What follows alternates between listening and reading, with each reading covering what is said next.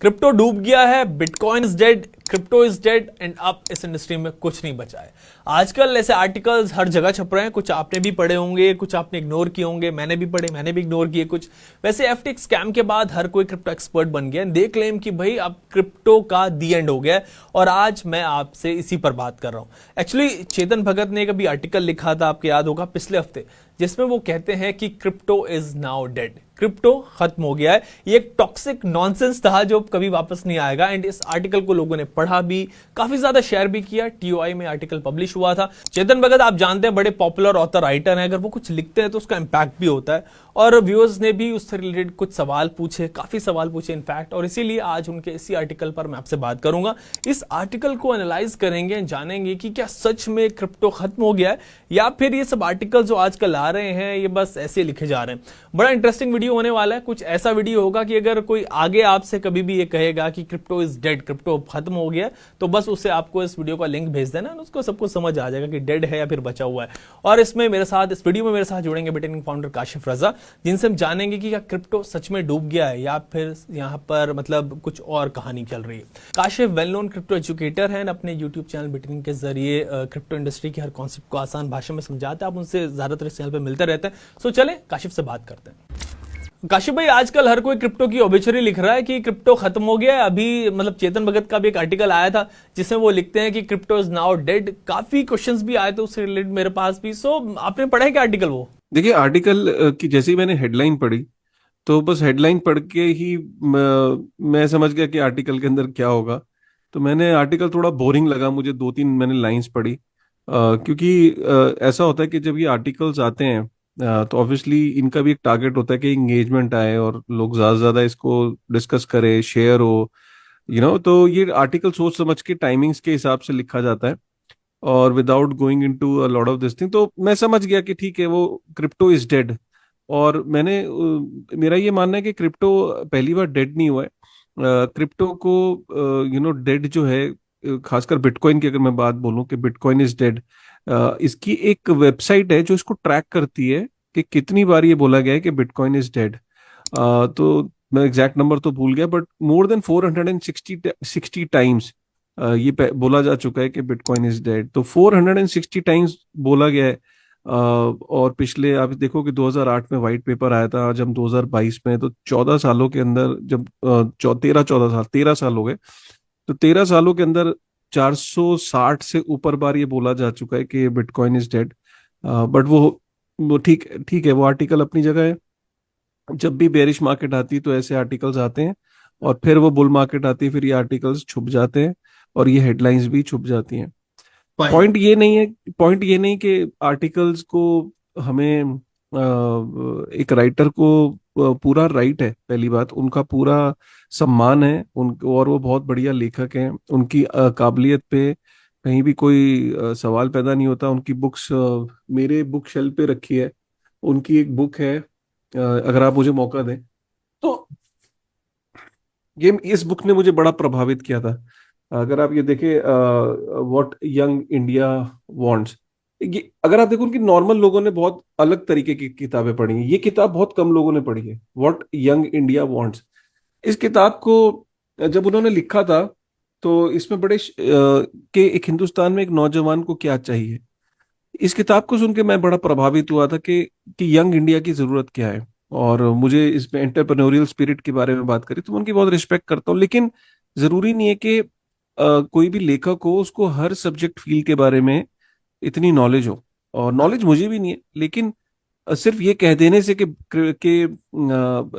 Crypto is dead या bitcoin is dead, चीजें वैसी नहीं हो साबित हो जाती जैसे कि एक्चुअल में होती हैं। फाइन। सो आर्टिकल आपको बोरिंग लगा, बट मेहनत तो काफी की होगी चेतन ने उस पे। बट काशिफ भाई, कुछ और भी आर्टिकल्स मेरी नजर से ऐसे गुजरे, सो जिन लोगों की एक्सपर्टीज क्रिप्टो नहीं है, अगर वो ये आपको बताते हैं कि क्रिप्टो खत्म हो गया, डेड हो गया, भाई यहाँ पे कुछ नहीं बचा, तो आप उनको क्या कहेंगे? How would you react to such articles? जी देखिए, उनका जो कहने का पर्पस ये था कि one of the exchange is dead. So ये कहते तो उनका आर्टिकल बिल्कुल ठीक है।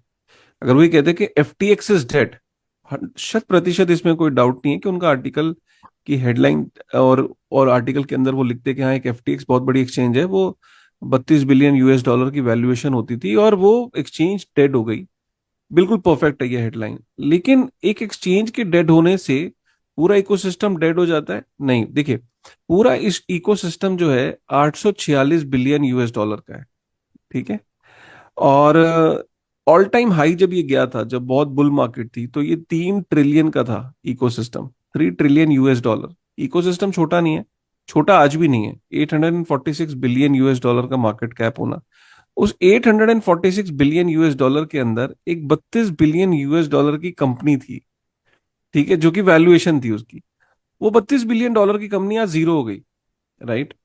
तो इससे ये पता लगता है कि $32 बिलियन, अगर हम $846 बिलियन की इकोसिस्टम के अंदर, इट इज नॉट इवन 5%। सो ये कह देना कि एफटीएक्स की वजह से क्रिप्टो डेड हो गया, I think this is not the right way to look at it. Right, right way to look at it is कि अगर आपको हेडलाइन देनी है, you talk about the centralized exchanges, उसके बारे में बात करिए। बिल्कुल ठीक है आपका कहना कि इसके अंदर इतनी नेसेंट है कि लोग आते हैं, एक्सचेंज बनाते हैं, उसको बिलियंस में उसकी वैल्यूएशन होती है, और फिर वो जैसे सैम बैंकमैन फ्रीड ने एक एक इसको खिलवाड़ किया लोगों के पैसे के साथ, and he turn out to be a bad actor. तो इसलिए रेगुलेशन की जरूरत है। Yes, I also agree. Kashi भाई, उस आर्टिकल में चेतन लिखते हैं कि बिटकॉइन के प्राइसेस 75% से ज्यादा नीचे आ गए हैं पिछले एक साल में, एंड बिटकॉइन को सब कहते थे कि ये बेटर स्टोर ऑफ वैल्यू है than gold and US dollar. So crypto is done, this toxic nonsense now stands exposed. So बात तो सही है कि एक साल में 75% से ज्यादा गिर गया बिटकॉइन। आप तो उसको बोलते थे कि भाई ये फ्यूचर है, बट देखे कहां से कहां लाकर क्रिप्टो ने सबको फेंका है। सो हुआ ना ये टॉक्सिक नॉनसेंस अकॉर्डिंग टू। जी, देखिए, देखिए, इसमें उनका कोई दोष नहीं है। उन्होंने अपना काफी सब्सटैंशियल समय, जब वो राइटर से पहले वो एक बैंकर थे, और जहाँ तक मुझे पता है कि उनकी, अगर मैं थोड़ा सा इंफॉर्मेशन चेतन भगत जी की, कि वो शायद हांगकांग के अंदर एचएसबीसी में भी थे, और काफी समय उन्होंने बैंकिंग में गुजारा था। और वही बैंकर वाली उनकी जो फिलॉसफी है और जो थ्योरी है, जो जो उनकी बेस है, उसी के बेसिस पे वो आकलन लगा रहे हैं इसका। और मैं उनको एक ही चीज कहना चाहता हूँ कि अगर 2022 में बहुत ही एक अजीबोगरीब साल है। चेतन भगत जी ने शायद देखा नहीं है कि पेटीएम 65% के आसपास डाउन है। अगर मैं मेटा की बात करूं, जो फेसबुक की कंपनी है, it is close to 68% down 2022 में। काफी सारी टेक कंपनीज, अगर मैं जोमेटो और इन सब के जो नए नए आईपीओ हुए थे, they are more than 50% down. काफी सारी टेक कंपनीज, इंडिया इंडिया तो खैर बहुत अच्छा फेयर मतलब they are performing Wipro still भी काफी better down. In comparison to जो ग्लोबली जो टेक कंपनीज की हालत है। 50% is like a normal down tech companies. और टेक के अलावा भी बहुत सारी स्टॉक एक्सचेंज पे कंपनीज हैं जो 60-70% डाउन है। Bitcoin is 72% down. Yes, I agree. But still, अगर ये कहना कि जी 60-70% डाउन है तो मार्केट डेड है और ये खत्म, डन एंड आउट, तो ऐसे कोई भी कह सकता है कि यार पेटीएम भी डाउन है, और ये भी, मेटा भी डाउन है, फेसबुक 65%, 67% डाउन है, और बाकी टेक कंपनीज भी डाउन है। टेक अगर इंडेक्स की बात करें तो वो डाउन है, तो ऐसे अगर हम बात करें तो तो इसका मतलब क्या होगा? इसका मतलब ये कि क्या वो चीज, वो इंडस्ट्री डेड हो जाती है? नहीं, ये साइकिल्स होती हैं। और मुझे चेतन भगत जी को समझ नहीं आया कि उनका ये इम्पल्सिव रिएक्शन था या इसके पीछे वाकई उनका बिलीव था। क्योंकि चेतन भगत जी एक बहुत लर्नड इंसान है, उनको पता है कि कैसे क्रिप्टो इंडस्ट्री काम करती है। उनके पुराने आर्टिकल्स में जब देखता हूँ तो उनका न्यूट्रल व्यू पॉइंट था, और वो बोलते थे कि let's give this industry some time and all that. But इस आर्टिकल में ही became a little aggressive, surprisingly. But मेरा उनको ये मानना है कि प्राइस एक्शन के हिसाब से आप इंडस्ट्री को देखेंगे तो आपको इंडस्ट्री डेड लगेगी। अगर आप टेक्नोलॉजी के बेस पे देखोगे तो आपको इसमें पोटेंशियल लगेगा। और कोई भी नई इंडस्ट्री जिसके अंदर मात्र 200 मिलियन लोग हैं, सिर्फ 221 मिलियन यूजर्स हैं जिसके अंदर, अगर आप उस इंडस्ट्री को एक नेसेंट स्टेज में देखोगे, और सबसे बड़ा जो बिटकॉइन है उसका अगर मार्केट कैप 350 बिलियन है, अगर आप इसको प्राइस वॉलेटिलिटी के हिसाब से इसको कंपेयर करोगे बाकी इंडस्ट्री से, तो हाँ, ये वॉलेटाइल है। These are early days, but as this industry grows and whenever there is a different bull cycle, और एक डिफरेंट साइकिल कभी ना कभी जब आएगी, देन और जैसे अडॉप्शन बढ़ेगी थिंग्स माइट चेंज। बट हाँ, अभी के लिए फिलहाल उनका कंसर्न जायज है, और उनकी इस बात से कोई दो राय नहीं है, और उनकी बहुत रिस्पेक्ट है।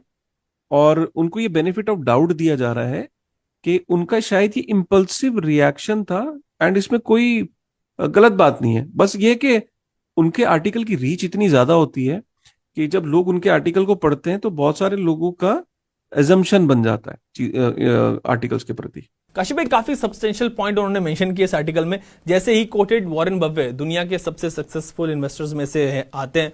वो बफे कहते हैं कि भाई वो $25 में भी सारे बिटकॉइंस जो है उनको नहीं खरीदेंगे, बिकॉज उनकी कोई वैल्यू जब तक नहीं है कि तब तक उनको कोई दूसरा बंदा ना खरीद ले। सो ये तो वॉरेन बफे भी कह रहे हैं कि भाई बिटकॉइन में कुछ नहीं रखा, कोई वैल्यू ही नहीं है। देखिए, दो चीजें हैं। वॉरेन बफे साहब मेरे ख्याल 90s में है, अपनी एज के अगर हम हिसाब से देखें शायद 85 प्लस है।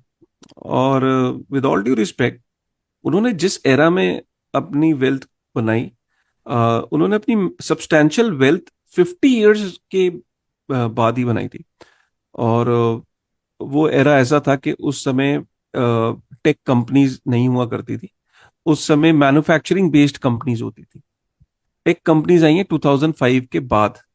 ठीक है, अगर वॉरेन बफे साहब 90 इयर्स के हैं और फेसबुक आया 2005 में, तो मैं ये अंदाजा लगा के चलता हूं कि वॉरेन बफे जब फेसबुक के टाइम पे रहे होंगे, 90 में से आप निकाल दो 15 साल, तो 75 इयर्स के आसपास रहे होंगे। और जब वो वॉरेन बफे साहब 75 इयर्स के आसपास रहे होंगे तो उनका एक स्टैंडर्ड एक इन्वेस्टमेंट का एक तरीका था। वो मैन्युफैक्चरिंग बेस्ड कंपनीज में इन्वेस्ट करते थे, और जैसे ऑटोमोबाइल सेक्टर में, और जो डिफरेंट हेवी इंडस्ट्री थी, ऑयल एंड गैस था, इन कंपनीज के अंदर इन्वेस्ट करते थे। और ये वो एरा इन्हीं कंपनीज का था, एनरॉन वगैरह का, और एक्सन मोबाइल और मोबिल, ऐसी ऑयल बेस्ड कंपनीज का था। अब पोर्टफोलियो जब टेक्नोलॉजी का आया, इनफैक्ट उन्होंने सबसे बड़ा रिग्रेट जाहिर किया कि उनका सबसे बड़ा रिग्रेट ये था कि उन्होंने टेक्नोलॉजी कंपनीज में इन्वेस्ट नहीं किया था। ये भी उनकी स्टेटमेंट है, उन्होंने ये एडमिट किया। तो होता क्या है कि आदमी की जिस चीज में उसने पैसे बनाए होते हैं, जरूरी नहीं है कि वो विद टाइम वो अजम्पशंस वैसी की वैसी रही। उन्होंने मैन्युफैक्चरिंग में पैसा बनाया, टेक्नोलॉजी को इग्नोर किया। टेक्नोलॉजी स्टॉक के बारे में उनकी स्टेटमेंट है कि उनकी ये सबसे बड़ी भूल थी कि उन्होंने फेसबुक को और कंपनीज को इग्नोर किया। और आज की डेट में अगर वो क्रिप्टो को भी इग्नोर कर रहे हैं, इसमें कोई सरप्राइज नहीं है, बिकॉज उनके ये पैराडाइम में नहीं आता है। जरूरी नहीं है कि एक 85 90 प्लस का जो इंसान है, उसकी जो प्रिडिक्शन है, विद ऑल ड्यू रिस्पेक्ट, खैर उनका तो रिस्पेक्ट बहुत ऊपर लेवल पे, उनकी तो किताबें पढ़ के हम बड़े हुए हैं, लेकिन जरूरी नहीं है कि उनका जो अजम्पशन है वो सेम है, क्योंकि उन्होंने टेक स्टॉक में एडमिट किया कि उनसे गलती हुई, उन्होंने उसमें इन्वेस्ट नहीं किया था। फाइन। तो एक और चीज मैं यहाँ कहना चाहूंगा कि जब उन्होंने ये कहा था कि वो बिटकॉइन को नहीं खरीदेंगे, ये बात को 6-7 साल हो गए। वाकई में अगर उन्होंने $20-25 का ले लिया होता, मैं ही सोचता हूँ कि आज की डेट में उनके पोर्टफोलियो में सबसे ज्यादा वेल्थ उन्होंने इसी से एक्यूमुलेट करी होती, क्योंकि उनके कहने से बिटकॉइन रुका नहीं और बिटकॉइन का प्राइस बढ़ा। आज भी अगर मैं उनकी सबसे लोएस्ट, जो इस टाइम बिटकॉइन का रेट इतना टूटा हुआ चल रहा है, $16,000 पे चल रहा है, और जब उन्होंने ये स्टेटमेंट जाहिर की थी, तब बिटकॉइन वॉज 5-6 साल पहले, अगर मैं बोलूँ 2017 में, तो $1,000 का था। तो अगर उन्होंने $1,000 के बेसिस पे भी अपने मिलियंस और बिलियंस इसमें डाले होते, तो बिटकॉइन ने उन्हें अच्छा रिटर्न दिया होता। तो उनके उस लास्ट स्टेटमेंट से अभी तक कोई खास फर्क पड़ा नहीं मार्केट के ऊपर। मैं ये कहूंगा कि फिर भी उनकी बहुत ज्यादा रिस्पेक्ट है, और उन्होंने इंडस्ट्री के अंदर पेशेंस सिखाई, ब्लू चिप्स को लेना सिखाया, और उन्होंने ट्रेडिंग को डिस्करेज किया, और वेल्थ एक्यूमुलेशन पे ध्यान दिया, पेशेंस स्किल को समझाया। तो वॉरेन बफे की जो इथोस हैं, उनके जो फंडामेंटल्स हैं, उनकी बहुत रिस्पेक्ट है। बट ठीक है, अगर उनको क्रिप्टो समझ में नहीं आया, दैट इज ओके, कोई इतना वो नहीं है। लगता है काफी दिल से लिखा है चेतन ने आर्टिकल, काशिफ भाई, जिसमें वो आगे ये भी कहते हैं कि crypto currency have no end use, no exit, no real purpose. Crypto became like communism which promises power to the people through decentralization but ultimately leads to power in the hands of selected few। कहते हैं कि भाई crypto communism की तरह मतलब है, जिसमें बात तो होती है कि लोगों के पास पावर होनी चाहिए थ्रू डिसेंट्रलाइजेशन, बट अल्टीमेटली किसी एक बंदे के मतलब हाथ में सब कुछ आ जाता है। I think is referring to crypto exchanges. आप इस पर क्या कहेंगे, मतलब क्या कहना चाहते हैं? वैसे सी से क्रिप्टो भी होता है, सी से कम्युनिज्म भी होता है, सी से चेतन भगत भी है। चेतन भगत जी की मैं इस बात से मैं वो कहना क्या चाह रहे हैं मैं उनके भाव को समझ गया। वही कहना चाह रहे हैं कि जो ईथोस हैं क्रिप्टो के वो है डिसेंट्रलाइजेशन की, जो पावर है वो लोगों के हाथ में आएगी। बट यहाँ ये एक छलावा है, ये एक छल है। उनका ये कहना है कि डिसेंट्रलाइजेशन के नाम पे इंडस्ट्री मशरूम हो रही है और अभी भी ये पूरी तरीके से डिसेंट्रलाइज नहीं है, और इसमें अभी भी जो काफी सारे लोग हैं वो इसे गवर्न करते हैं। और मैं चेतन भगत जी की इस बात से तो 100% अग्री करता हूँ। देखिए है क्या, 100% अग्री का मतलब क्या है, मैं इसको थोड़ा सा इजी कर देता हूँ। जब ये क्रिप्टो ग्रो कर रहा था तो क्रिप्टो की शुरुआत हुई बिटकॉइन से। बिटकॉइन एक ट्रूली डिसेंट्रलाइज एक क्रिप्टो को जब हम बात करते हैं तो सबसे पहला जो टोकन आया जो वो आया बिटकॉइन। बिटकॉइन एक पूरी तरीके से डिसेंट्रलाइज है, उसको कोई एक एक एंटिटी या एक फाउंडर या एक कुछ चंद लोग उसे गवर्न नहीं करते। उसकी जो नोड्स हैं वो लाखों में है, जो उसका लेजर है वो पूरी दुनिया में डिस्ट्रीब्यूटेड है, जो माइनर्स हैं वो पूरी दुनिया में डिस्ट्रीब्यूटेड हैं, और जो भी उसके अंदर डिसीजन लिया जाता है बिटकॉइन के नेटवर्क पे, वो लोग आपस में मिलके वोटिंग के थ्रू एक डिसीजन लिया जाता है। कोई एक आदमी नहीं ले सकता। कोई भी डिसीजन या कोई भी प्रपोजल अगर बिटकॉइन के नेटवर्क पे होना है तो वो गवर्नेंस के थ्रू, वोटिंग के थ्रू होता है, राइट। और जो वोटिंग की पावर है वो वोटिंग की पावर जो है वो नोट्स के, आप जब तक नोट्स की सहमति नहीं होगी, नोट्स वो है जो लोग अपने लैपटॉप या अपने घर से डेस्कटॉप को नेटवर्क के अंदर जिन्होंने प्रोसेसिंग पावर अपनी दे रखी है लैपटॉप्स के थ्रू, अपने डेस्कटॉप के थ्रू, जो कि वॉलंटियर्स हैं एक तरीके से, आप ये समझो वॉलंटियर्स। और ये जो नोड्स हैं ये लाखों में है, और कोई भी एग्जिट और एंट्री कर सकता है। इसमें कोई लाइसेंस की जरूरत नहीं है बिटकॉइन के नेटवर्क को ज्वाइन करने के लिए। आपको सिर्फ इंटरनेट का कनेक्शन चाहिए और लैपटॉप चाहिए, आपको सॉफ्टवेयर डाउनलोड करना है, बिटकॉइन की नोड बन सकते हो। कभी भी आप ऑफ कर सकते हो, कभी भी आप एंट्री ले सकते हो। तो ये जब तक ये लोगों की सहमति नहीं होती है, इतने सारे लाखों लोगों की सहमति नहीं होती, और जब तक वो प्रपोजल पास नहीं होता बिटकॉइन के अंदर कोई भी चेंज अगर करना हो, तो ये बिटकॉइन के नेटवर्क की जो पावर है जो नोड से आती है, माइनर से नहीं, नोड से आती है। तो इनकी प्रपोजल जब तक पास नहीं होता तब तक बिटकॉइन आगे नहीं बढ़ता। इसके अंदर चेंजेस जो है वो अप्रूव नहीं होते। इसके बाद जो दूसरे नंबर पे जो सबसे डिसेंट्रलाइज अगर कोई कॉइन निकला तो वो था इथेरियम, जिसने इथेरियम में भी ये पाया कि हाईली डिसेंट्रलाइज है। ऑल्ट कॉइन जितने भी हो उनमें सबसे ज्यादा डिसेंट्रलाइज। जब मैं बात करता हूँ डिसेंट्रलाइज की, तो डिसेंट्रलाइजेशन का मतलब है the power to change anything in the network is not lying with one individual और group of individual, it is lying with the people, with the nodes, right, who are running that network. तो यहाँ पे भी आपका जो nodes हैं और जो गवर्नेंस के थ्रू यहाँ पे चेंजेस आते हैं। आप इससे अंदाजा लगाओ कि जो मर्ज था प्रूफ ऑफ वर्क से प्रूफ ऑफ स्टेक पे जाने के लिए, इस चीज को 7 से 8 साल लग गए इम्प्लीमेंटेशन में। मतलब ये डिसाइड तो तभी हो गया था कि हम 9 महीने में कर देंगे। जब इथेरियम का जन्म हुआ था तो ये डिसाइड हुआ था कि 9 महीने बाद कर देंगे, लेकिन 9 महीने के वो 8 साल लग गए, क्योंकि 8 साल तक एक कंसेंसस नहीं था कि इसको ये टाइम आ गया कि नहीं आ गया। तो इथेरियम भी काफी डिसेंट्रलाइज है, लेकिन king of decentralization is bitcoin. अब जो चेतन भगत जी कहना चाह रहे हैं वो ये कहना चाह रहे हैं कि बिटकॉइन और इथेरियम के अलावा बाकी जितने भी कॉइन्स हैं वो कहीं ना कहीं सेंट्रलाइज है। सेंट्रलाइजेशन का मतलब ये है कि उसके अंदर जो चेंजेस हैं, उसका जो कंट्रोल है, उसके अंदर जो नोड्स हैं वो हाईली सेंट्रलाइज है। कुछ चंद लोग ही, जैसे कुछ चेन्स हैं जिनकी नोड्स जो हैं वो सिर्फ 1,500-2,000 नोड्स हैं, वो भी नोड्स जो हैं वो हाईली सेंट्रलाइज हैं। कुछ नोड्स तो फाउंडर्स ही हैं जो अपॉइंट कर देते हैं, और काफी सारा जो उसकी जो एडमिन की है चेन्स की, एक एडमिन की होती है जैसे चाबी होती है, उसके थ्रू स्मार्ट कॉन्ट्रैक्ट्स में चेंज किया जा सकता है। तो वो जिसके पास जो वो चाबी अगर होगी तो वो उस स्मार्ट कॉन्ट्रैक्ट को एक्सेस कर सकता है। वो ये कहना चाह रहे हैं। तो बेसिकली फ्यूचर क्या है, बस फर्क इतना है कि चेतन भगत जी इस वक्त करेक्ट है, एट दिस मोमेंट काफी सारे प्रोजेक्ट सेंट्रलाइज है, लेकिन चेतन भगत जी को सिर्फ इतना मैं करेक्ट करना चाहता हूं, अल्टीमेटली हर एक चेन का या हर एक डैप का अल्टीमेट गोल क्या है वेब 3 में, कि वो अल्टीमेटली गवर्नेंस मॉडल पे चली जाएगी। गवर्नेंस मॉडल का मतलब ये होता है कि जो एडमिन की है उसे बर्न कर दिया जाएगा। ये समझिए कि प्रोजेक्ट की चाबी समंदर में फेंक दी जाएगी, पैसिफिक ओशन में, कोई ढूंढ ही नहीं सकता। तो जब कोई डैप बड़ी हो जाती है, जब उसके ऊपर नेटवर्क इफेक्ट आने लगता है, तो चाबी को समुंदर में फेंक दिया जाता है। इसका मतलब कोई उसके अंदर चेंज नहीं हो सकता, कोई एडमिन चेंज नहीं कर सकता। जैसे इथेरियम की चाबी किसी के पास नहीं, वो बर्न हो चुकी है, ठीक है।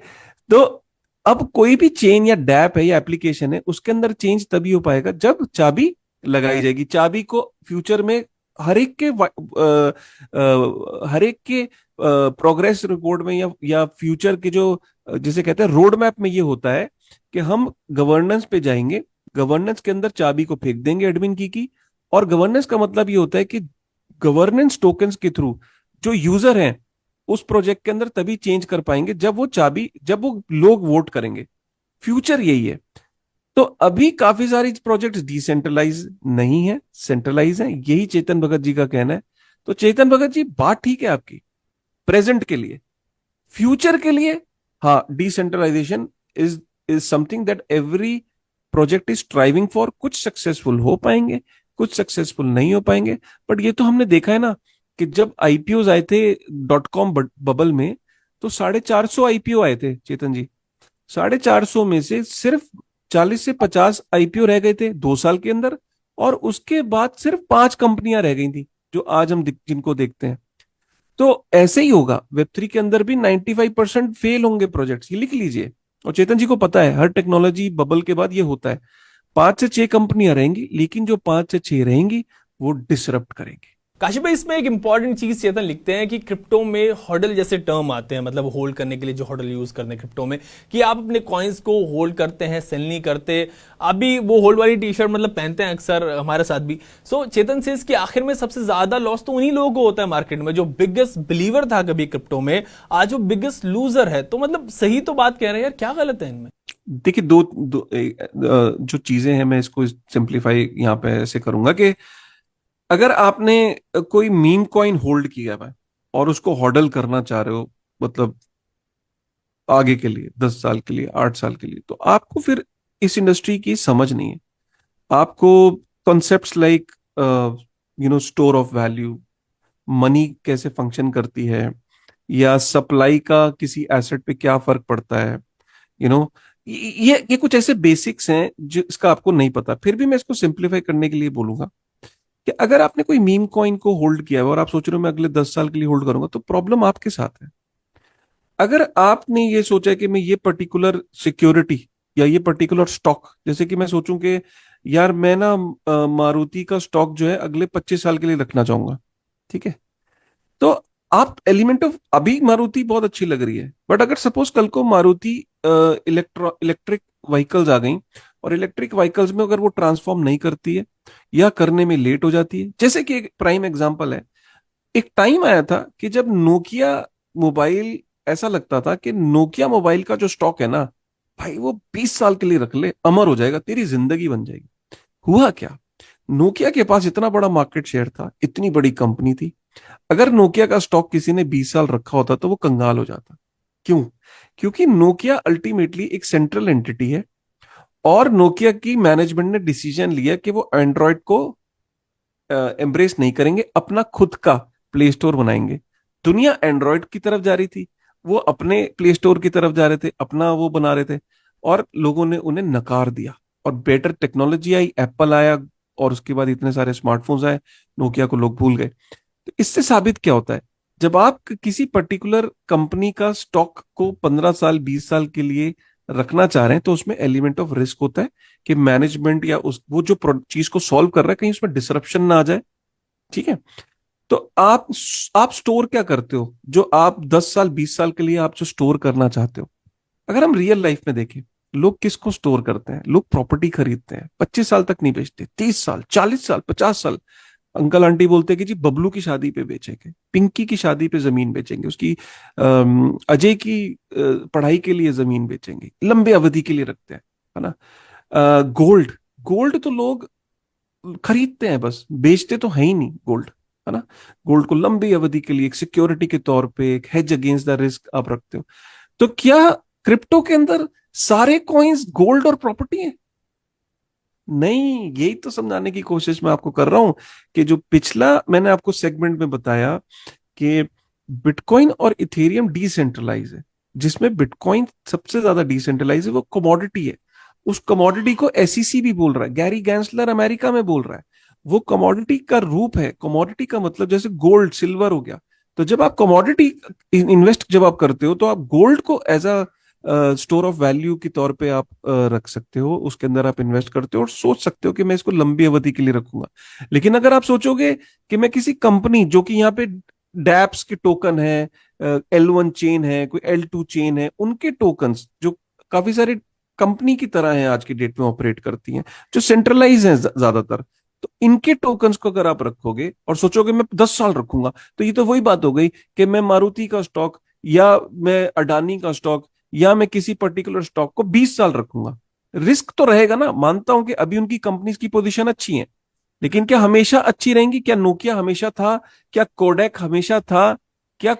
तो ये आपको ध्यान देना बहुत जरूरी है। फाइन कश्यप भाई, नेक्स्ट मेजर पॉइंट जो मुझे मिला इस आर्टिकल में वो था कि बबल्स इवेंचुअली बर्स्ट होते हैं, एक नीडल और एक प्रिक की जरूरत होती है और इनका काम तमाम हो जाता है। चेतन सेज की अब there will be few takers of crypto, मतलब अब बहुत कम लोग क्रिप्टो में आएंगे। Crypto is never coming back, it's done, please do not waste your money on it, it is not an investment, stay away from it. If you already lost your money, sorry, hope the lesson was learned. मतलब हालत तो यही है, अब क्या कहना है आपको? देखिए, लेसन उन्होंने लर्न किया, बिल्कुल ठीक कह रहे हो कि कुछ बातों से मैं एग्री करता हूँ और कुछ से नहीं।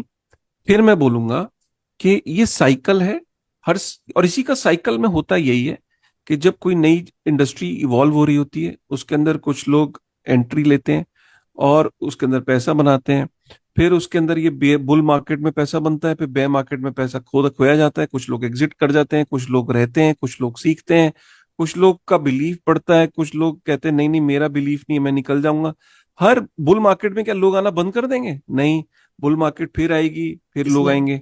काशी भाई, इसमें इन्फ्लेशन और इंटरेस्ट रेट का भी इन्होंने जिक्र किया कि जैसे बढ़ते हैं इन्फ्लेशन इंटरेस्ट रेट, तो क्रिप्टो का जो बबल है वो बस्ट इसकी वजह से भी हुआ है। जी, तो देखिए, जब वो जो ये कहना चाह रहे हैं कि इन्फ्लेशन और इंटरेस्ट रेट, वो मैक्रो लेवल पे जब अभी क्या है कि क्रिप्टो की इंडस्ट्री और मैक्रो लेवल पे जो स्टॉक मार्केट है वो अभी कोरिलेटेड है।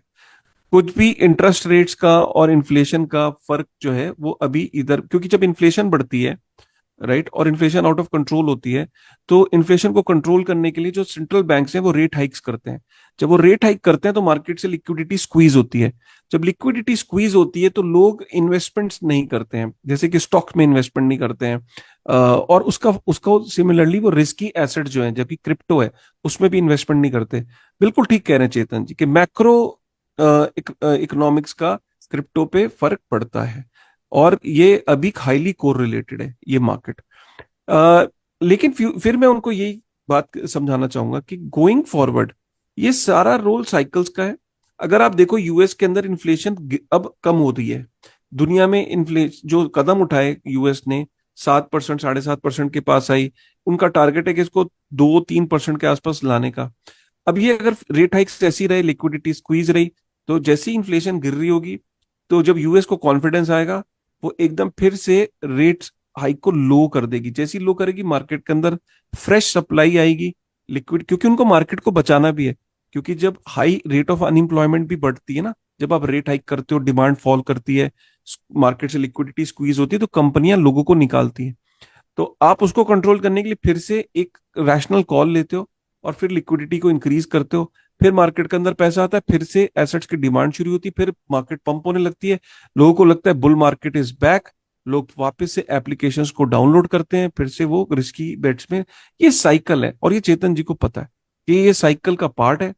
और ये, इसमें कोई डाउट नहीं कि कुछ लोग हमेशा के लिए क्रिप्टो से चले जाएंगे, जिन्होंने लॉस की खाया है, जिन्होंने गलतियां करी, जिन्होंने बिना समझ के क्रिप्टो के अंदर एंट्री ली है, ग्रीड में एंट्री ली है, लालच में एंट्री ली है। उन लोगों का कोई हेल्प नहीं कर सकता। हेल्प खुद ही इंसान करता है।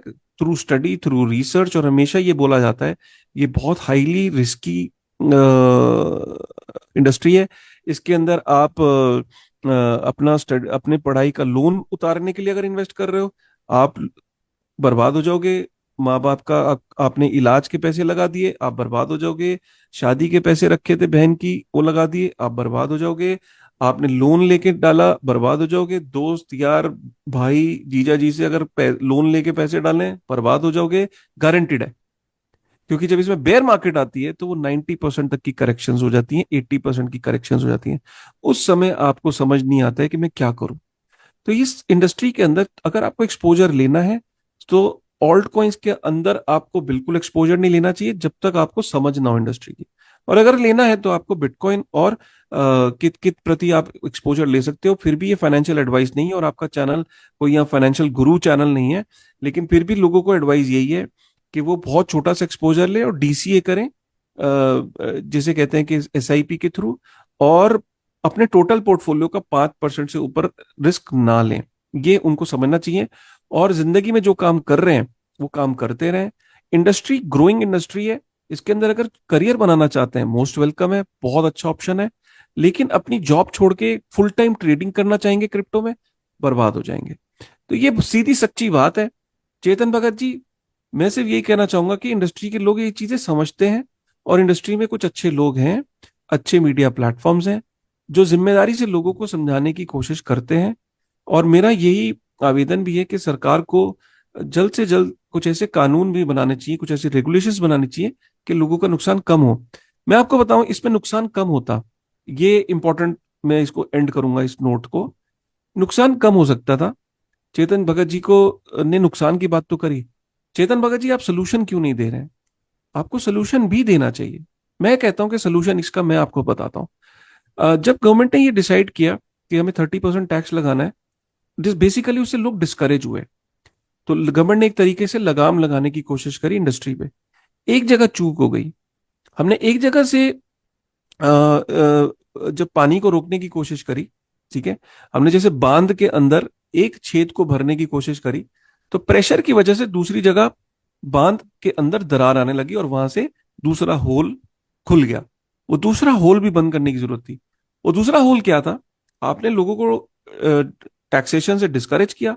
काफी सारे लोग जो है वो इंटरनेशनल एक्सचेंजेस पे चले गए, और इंटरनेशनल एक्सचेंजेस पे जब लोग फोर्स हुए जाने के लिए, जैसे कि बाइनेंस और एफटीएक्स, एक सर्वे के अनुसार ये पता लगा है, एक एक इंडस्ट्री की रिपोर्ट है कॉइन गेको की, वो ये कहती है कि इंडिया 8th सबसे इंपैक्टेड मार्केट है, जिसके अंदर करीब 1.5 लाख लोग थे जो एफटीएक्स पे गए थे। जो डेली एक्टिव, जो मंथली एक्टिव यूजर थे उसके। उससे क्या साबित हुआ कि ये 1.5 लाख लोग एफटीएक्स पे जब गए, ये बच सकते थे अगर देश में कानून कुछ इस तरीके का होता कि भाई ठीक है, हम इंडियन एक्सचेंजेस को प्रोत्साहित करते हैं कि वो यहाँ पे ग्रो करें, उनको लाइसेंस लें, और यहीं पे वो केवाईसी और हमारे ये जो नियम है इनको फॉलो करें, और इंडस्ट्री के इंडिया के अंदर वो ग्रो करने देते, उनको प्रोत्साहित करते। यहाँ तक कि जो बाहर अगर कोई एक्सचेंज है वो इंडिया के यूजर्स को अपनी सर्विस देना चाहती है, तो उसे इंडिया के अंदर बेस बनाना पड़ेगा, यहाँ के कानून फॉलो करने पड़ेंगे, या यहाँ की कंपनी में इन्वेस्ट करना पड़ेगा एफडीआई के थ्रू। इस तरीके के कानून बनाने से क्या होता, लोग जो हैं वो इंडियन एक्सचेंजेस पे ही डील करते। आपने एक चीज, आपने आपने सिर्फ टैक्स पे फोकस किया। जैसे ही आपने टैक्स लगाया, लोग जो है इंटरनेशनल एक्सचेंजेस पे चले गए, और इंटरनेशनल एक्सचेंजेस लुभाती हैं। लुभाती कुछ इस तरीके से, क्योंकि एफटीएक्स केवाईसी नहीं करती थी। वहां पे जाने से लोगों को लालच आया, और इस वजह से नुकसान हुआ। तो ये एक बहुत बड़ा लेसन है लोगों के लिए, तो है ही चेतन जी, मैं यहाँ कहूंगा।